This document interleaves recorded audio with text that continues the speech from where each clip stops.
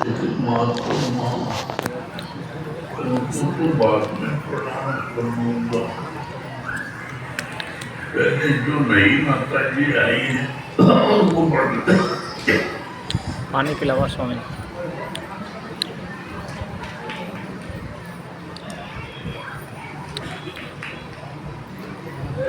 पूरणमल की जीवनी।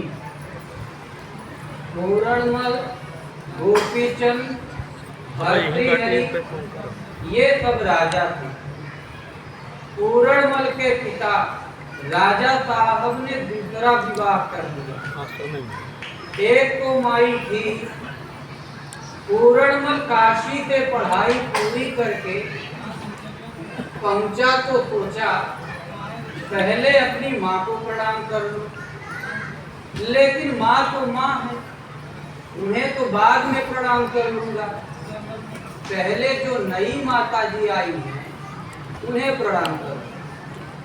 तब सीधा पूरणमल पहुंचा महल। एकदम देदीप्यमान राजकुमार जाकर सादर प्रणाम किया। पूरणमल को देखकर पागल हो गई रानी। बोली तुम ऐसा करो कि हमसे विवाह करो। पूरणमल बोले पिताजी से आपका विवाह हुआ है, आप हमारी माता जी हैं, मैं आपका सुपुत्र हूँ, मेरा नाम पूरणमल है। तब रानी बोली मानता है कि नहीं? नहीं तो अभी कटवा कर फेंकवा दूंगी। पूरणमल नहीं माने। पुत्रिया चरित्रम पुरुषस्य भाग्यम देवो न जानाति कुतो मनुष्य। जब राजा आए घर में तो रानी ने जो नखरा किया, राजा बोले बात क्या है? रानी बोली आपका बेटा बेटा है, इसने तो मेरे साथ छेड़खानी कर दी। राजा बोला मेरा लड़का इतना नालायक, बोलो क्या सजा दे? वह बोली हाथ पांव बांधकर जंगल के कुआं में फेंकवा दे। अब जल्लाद लेकर चले। 6 बार उसके पास चिट्ठी पहुंची। चिट्ठी में लिखा था कि तुम्हारे प्राण मेरी मुट्ठी में है, मेरे साथ विवाह कर लो, नहीं तो तुम मारे जाओ। पर पूरणमल ने सादर प्रणाम किया। बोले माता जी बच्चों का शरीर तो माँ बाप के लिए ही होता है।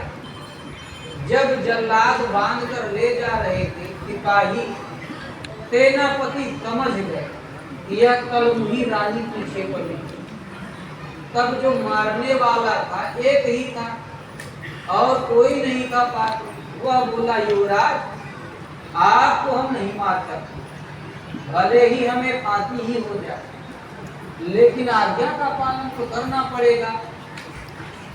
कुएं के चारों तरफ चबूतरे होते हैं, आहिस्ते से नीचे उतार दिया 80 फुट कुएं और प्रणाम किया। एक मृगा की आंख निकालकर रानी को सौंप दिया। रानी ने कहा था कि इसकी आंखें लाओ, अपने पांव तले कुचलूंगी। इतना नालायक लड़का मेरे वचन को ललकार दिया। 7 दिन बाद उधर से गोरखनाथ जी जंगल में निकले।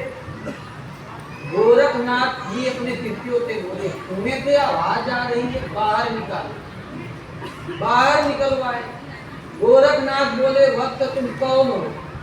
पूरणमल ने कहा मेरा नाम पूरणमल, मैं राजा पूरे भान का पुत्र हूँ। कुएं में कैसे आए? तो बोला नई माता जी आई हैं, उन्होंने कहा हमसे विवाह कर लो, नहीं तो मरवा डालो। हमने इनकार कर दिया तो उसी ने फेंकवा दिया। गोरखनाथ जी बोले अब क्या विचार है? पूरणमल बोले अब आप ही सर्वस्व हैं। गोरखनाथ के साथ भिक्षु का भेष बनाकर पूरणमल विचरण में लग गए। 12 वर्ष में बाल दाढ़ी काफी बढ़ गई। जब गोरखनाथ उधर से निकले तो राजा आकर चरणों में गिरा। बोले आयुष्मान राजन फूलो फलो। राजा रोने लगा गोरखनाथ जी के सामने। बोला मैं अभागा, उत्तराधिकारी कोई नहीं है, न लड़का है न लड़की। मैं तो सोचता हूँ कि प्राण दे दूं। गोरखनाथ जी बोले आपको लड़का लड़की हुआ ही नहीं। राजा बोले हुआ तो था लेकिन था ना लायक, और पूरा किस्सा सुना दिया। तब गोरखनाथ जी बोले उस देवी को तो बुलाओ। अब गोरखनाथ जी ने उसे डांटा, बोल क्या बात है। रानी बोली महाराज हमारा ही दोष था, मेरा बचपना था, बुद्धि भ्रष्ट हो गई।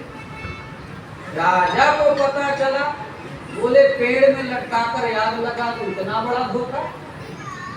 तब पूर्णमल भीड़ में से खड़ा हुआ, बोले इनको मत पूछो, इन्हीं की असीम कृपा के आज मैं सदगुरु की शरण में हूं।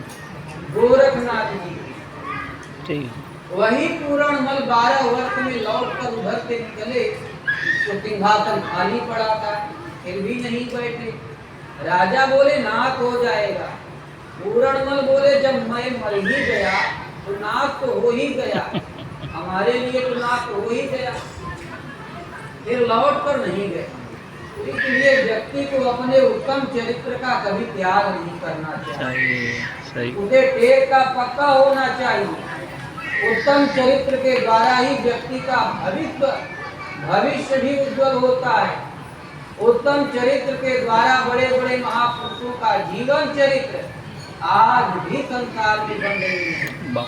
उत्तम चरित्र और त्याग के द्वारा ही बड़े बड़े राज्यों का त्याग किया और वे अपने स्वरूप को प्राप्त हो गए। बोलिए श्री सद्गुरुदेव भगवान की जय।